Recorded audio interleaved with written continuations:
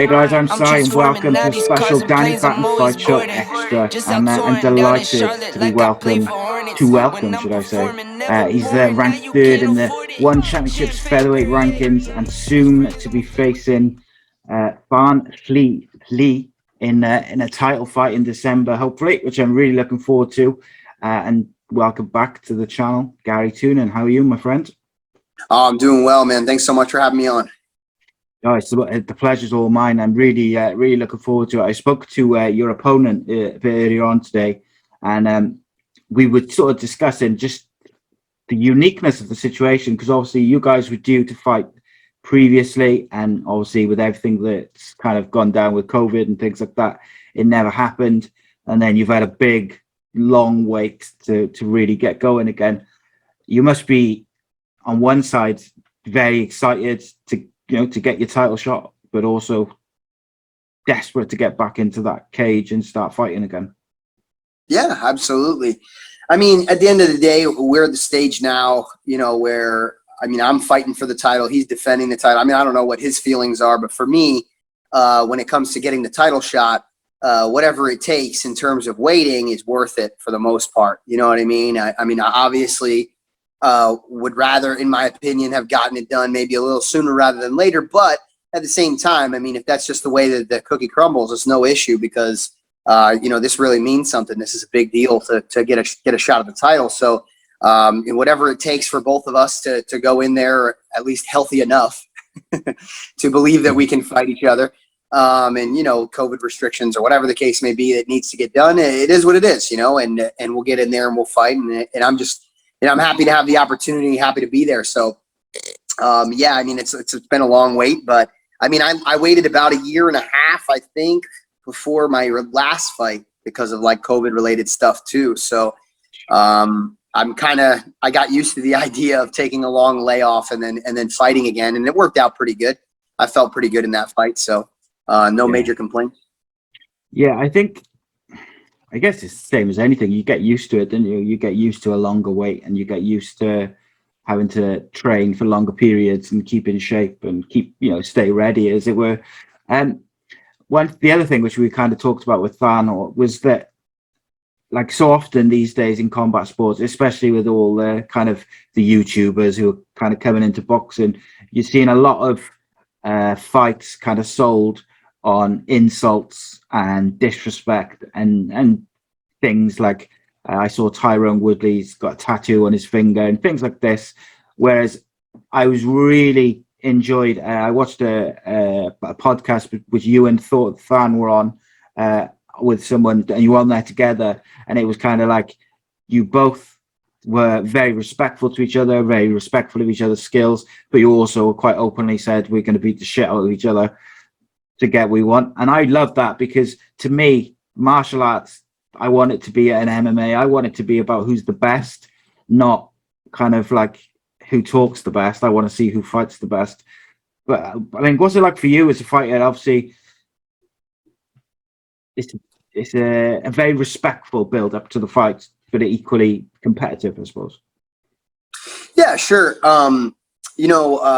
With working with ONE Championship, that's kind of relatively more or less what they demand from their athletes, right? Like they kind of have numerous conversations with us, whether it be PR related stuff or, just at various meetings when we show up for fights and things like that, and kind of always reinforce the idea that the organization is built on, martial arts values and that sort of thing. And that's what they're trying to push as an organization. And they're trying to be an organization that is marketable even to, like a family atmosphere kind of deal.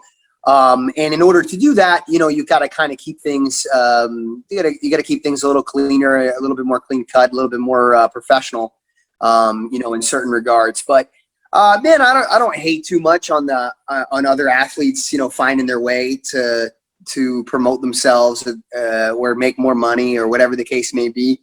I'm sure at integral times as a jiu-jitsu practitioner, I think I was known for being, somebody who maybe ruffled a few feathers or caused some trouble here and there. I certainly never took it quite to the extent that maybe Gordon takes it, but I certainly played around a little bit, and it's a different feel for every opponent, and because Thon has approached this in a very respectful way, and he's known as in general like a kind of respectful athlete and these sorts of things.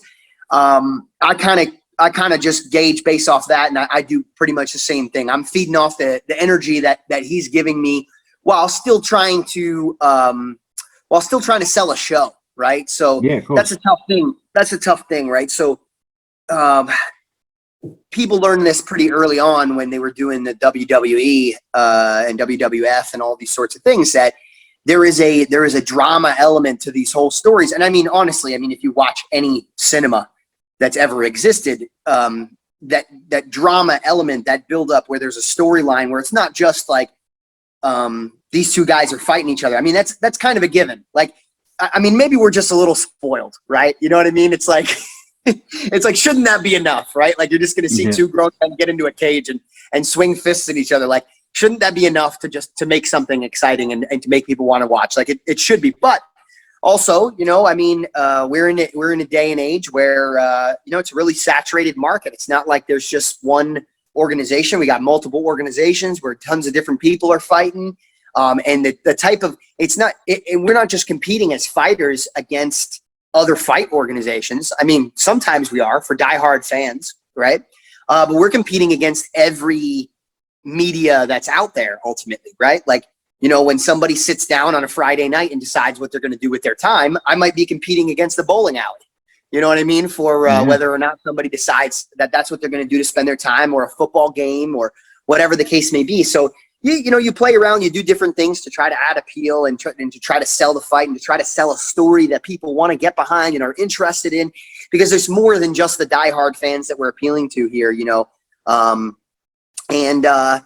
I try my best to do that. I try to keep things interesting. I try to have some fun on social media, but maybe I try to make it a little less of a personal attack, perhaps, when I'm having my fun. You know what I mean? And it's more of it's more comedy for the sake of comedy, as opposed to taking shots at people or whatever the case may be. And I think that's the media persona that I've built up over the years, and I feel very comfortable with that. And unless somebody gives me a real reason to start cutting deep at them, I don't really feel a reason to need to do that. And I'll poke a little fun here and there, depending upon who you are. But yeah, that's all. I remember when I grappled Shinya. Shinya's always wearing some really weird shit. So like, I think I maybe posted some photos like in the same weird stuff that he was grappling in or something. You know what I mean? Like, when I see an opportunity, maybe I take my dig. But I didn't talk about I didn't like attack his family or like, anything crazy, anything crazy like that. Right. And that's what I think you're commenting on, is that's kind of the, seems par for the course nowadays in combat martial arts. Right. Yeah. And I find it a little frustrating. And I know Danny, also my co-host for the podcast, one of the things he really likes as an ex-fighter himself about ONE Championship is that kind of respect thing. And I think he is quite old school in that he treats it as he's a coach as well. He treats it very much as a martial art. So, when he sees some of these guys, your Jake Pauls and even Conor McGregor, someone who he respects vastly, the way he's kind of behaved at certain points has kind of frustrated him, because he thinks it takes away from the skill and the competition and stuff. And like I said, it's refreshing because I'm, out of all the various fights that are coming our way from all the different organizations in the next 6 months, the one fight I'm looking forward to the most is you versus Thon. And it's not based on any personal grudge. It's not based on one of you attacking each other's family or wife or, whatever the shit may be, or you saying he's got to get a tattoo or, whatever stupid stuff. It is just going to be a competition and to see who's the best, to see who's the best on the night, who's got the skills to pay the bills, as it were. And I'm excited by that. And I find it a refreshing change. In terms of the fight, you've got kind of pretty different styles. Yours is based very much in grappling and Brazilian jiu-jitsu and things like this. His is more of a strike heavy game. Do you feel like maybe your striking is being underestimated? Because everywhere which I've sort of read or heard, everyone is sort of saying, it's grappling for you, it's striking for Thon. And do you feel like that's underestimated a little bit in your game? Yeah, I do. But like rightfully so. I wouldn't criticize somebody for underestimating my striking because it's kind of it's not as tested, right? So I have 6 fights. In some of those fights, at least 2 of them, I don't know how much my striking was really, like put to a test. Yeah. Maybe even, I'm trying to think, was there any other ones? Yeah, I think like at least 2 of the fights, I basically controlled the guy the whole fight. I think when I fought Anthony Anglin, very quickly, I caught a kick and was on his back and punching him the entire fight. Then I think with, who was it? My most recent fight with Matsushima, the 3rd round, maybe you got to see a little bit of my striking acumen. But for the most part, the majority of the fight was me on his back. So you really didn't get to see too much. And then, the other arguments that people could make, they could say like, the other opponents that he fought or whatever, maybe they didn't have they weren't like world-class strikers or whatever the case may be. Now, at least by every definition of the word, we would have to argue that Thanh Le is a world-class striker, considering the fact that he literally has the world title, right? So it's kind of, by at the very least, by definition, you have to say that he's world-class.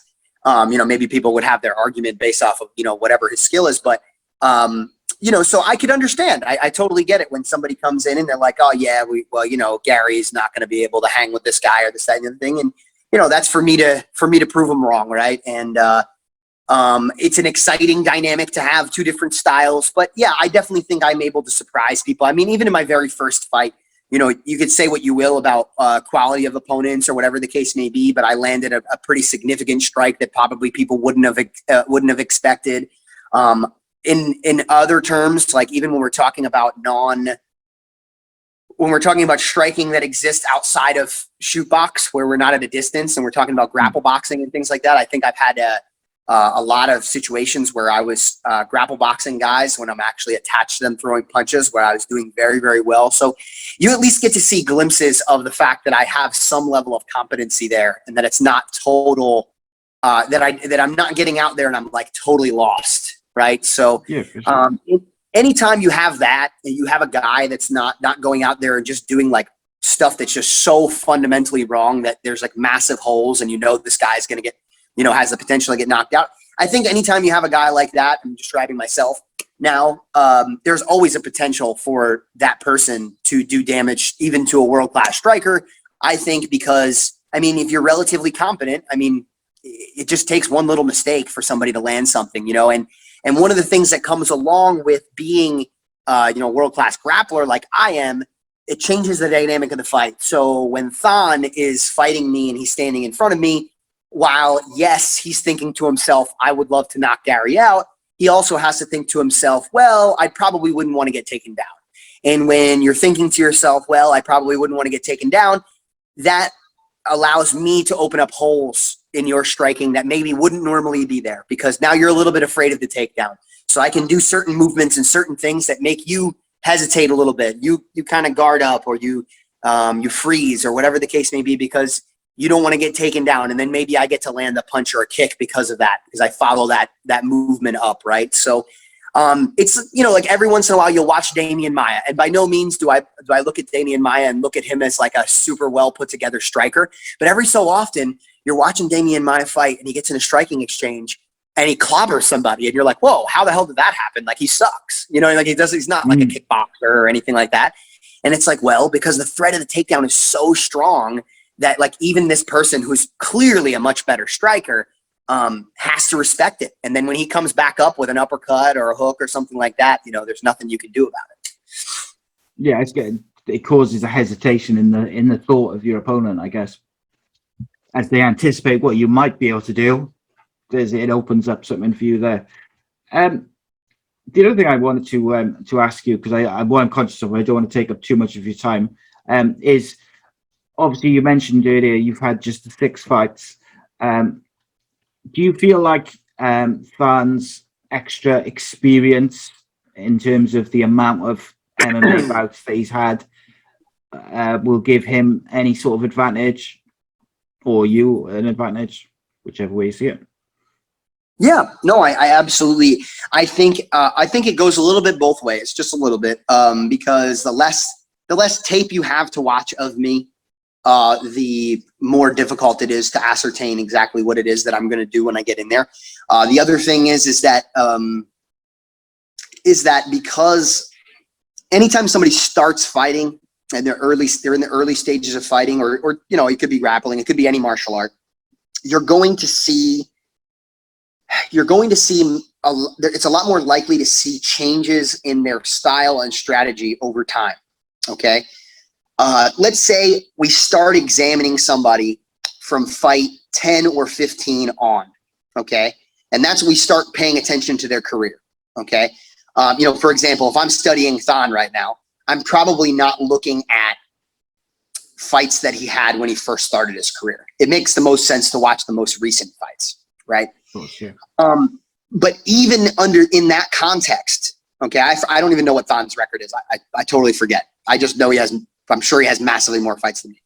But even in that context, from like fight 15 on, right? And I watched the last 5 fights. So let's say a guy has 20 fights. I'm watching his last 5 fights.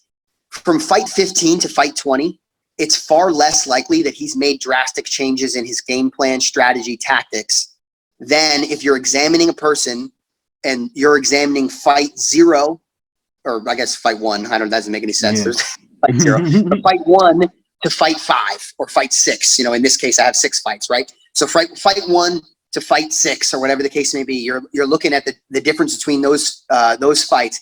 It's far more likely that there's a dynamic change in what happened in the first fight and the strategy and tactics and everything that were used comparative to that 6th fight than what you would see from fight 15 to fight 20, right?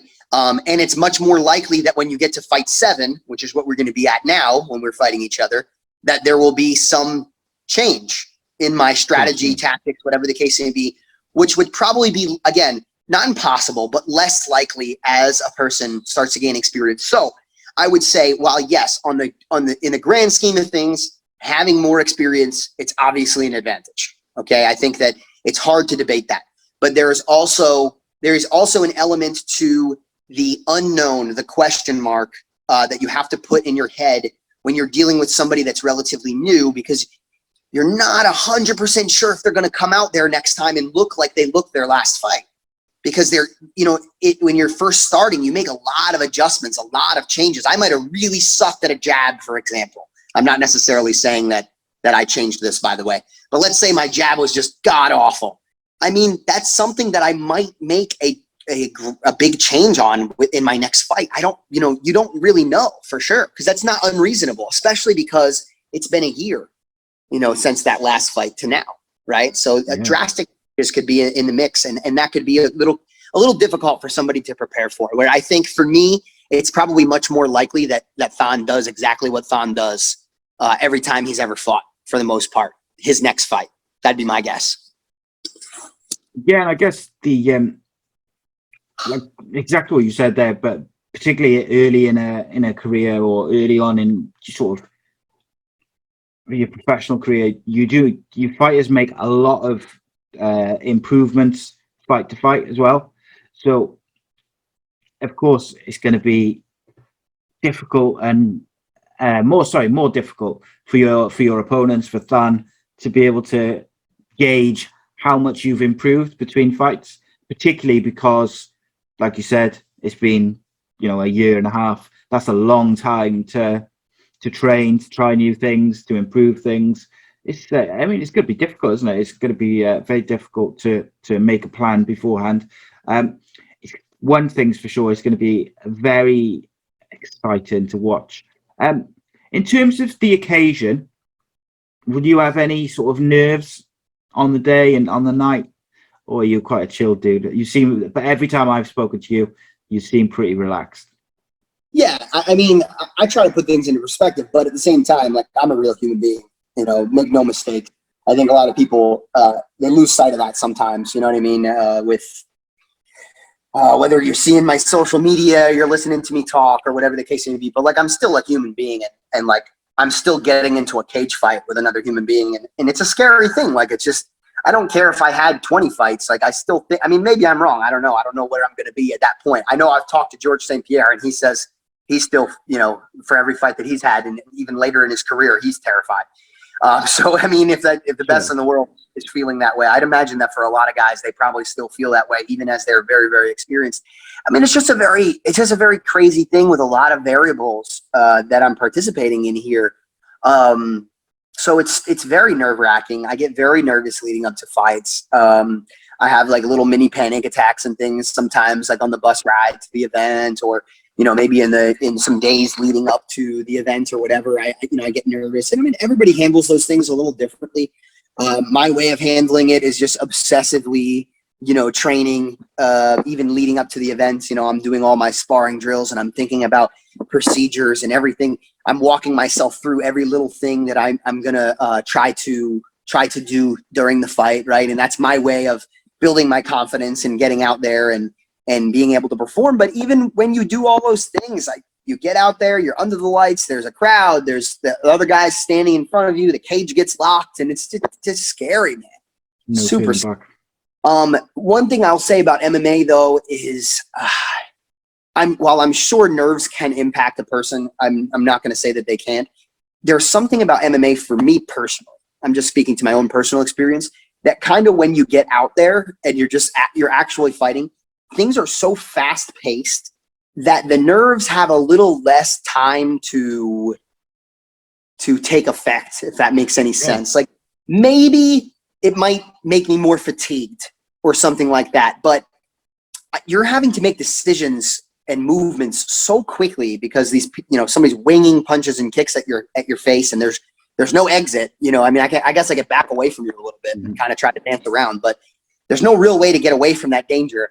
That, I mean, you kind of, like, at a certain point, you get hit in the head a couple times, and you're just like, all right, well, I guess I'm fighting. Like, I mean, short of like, I guess, screaming tap and like leaving the arena, which I don't know if it ever has even been done in the history of the sport.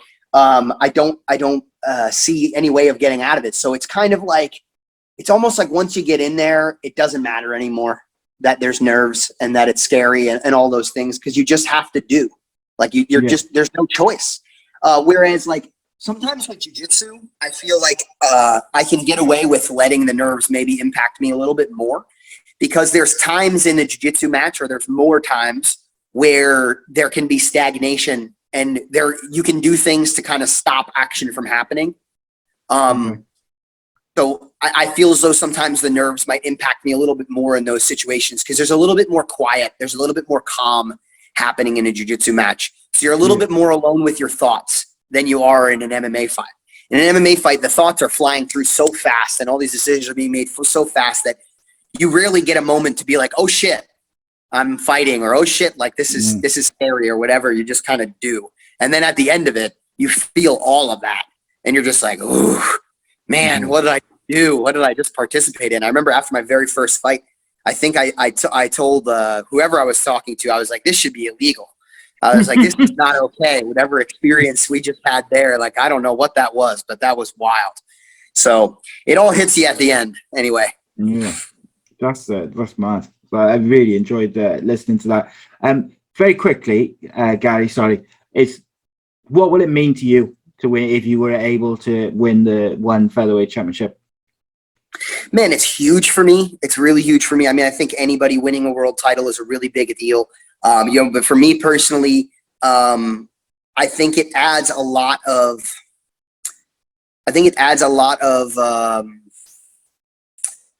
I don't know what the word would be, but I'm kind of able to back up some claims that I might make in the future about, like, our ability as a team to kind of work out how MMA works.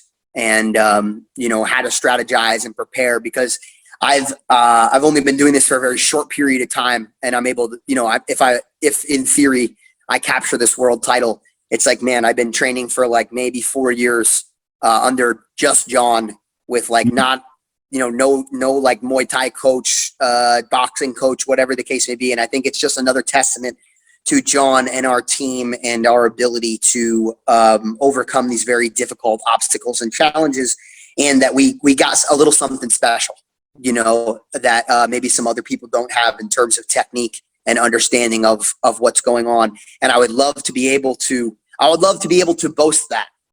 And I can't really boast. I feel a little uncomfortable making too many bold claims before I'm up there and I get to plant the flag. You know what I mean? When I win the belt and I get to say, hey, I'm world champion, I think it's a little bit easier to say, like, hey man, I think we figured something out that you guys didn't figure out. And that might lead to me making some instructionals, or John making instruction, or whatever the case may be.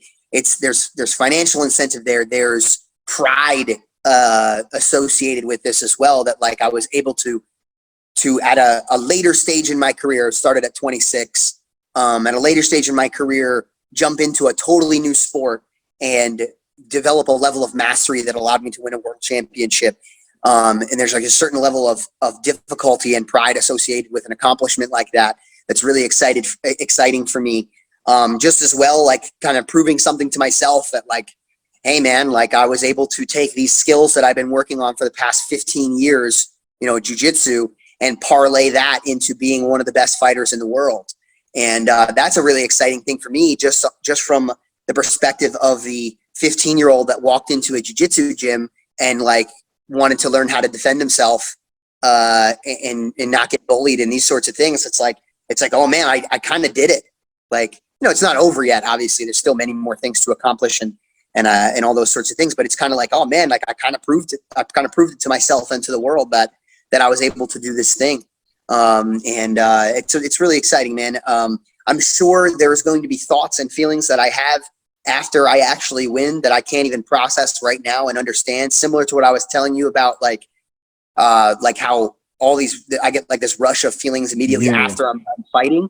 I'm sure it's going to be very similar, when and if I win this world title. It's like there's things that I probably can't even fully understand now about how that's going to change my life and my future, that I'll only realize not only immediately after this happens, but, maybe a year down the road, kind of seeing what kind of impact that has, just because I've never experienced it before, Yeah, for sure.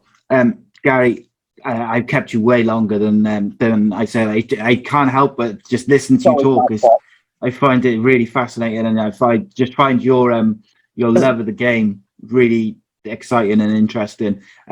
Just again, mate, I really thank you so much for your time, and hopefully for you, next time we speak, you'll have that title belt on your shoulder to go along with your appearance. But I really appreciate your time. Very quickly, in Garry Tonon's opinion, will it be Tyson Fury or Deontay Wilder picking up the victory tomorrow night?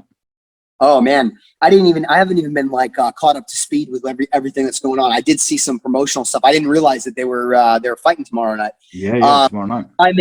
I'm a big Tyson Fury fan for sure. I think I'm a fan of his antics, but I'm also a fan of his fighting. I think for a bigger dude, he has a lot of really great movement and all these things. His ability to dodge punches and still do damage and all these things it's pretty cool to see in somebody that's that heavy, because you don't always get to see that. Sometimes the heavyweights, it's a little bit like we're just swinging hammers and hoping for the best. Yeah, for sure. And you don't see that with him. And I can actually watch his fights and really feel like I'm learning something from watching his fights. So, I hope he gets the victory. We'll see. There's a lot of intangibles and different things, and obviously, Deontay Wilder had a great performance against him previously. So it's not like it's going to be a wash. Whatever it is, it's going to be a tough fight, I'm sure.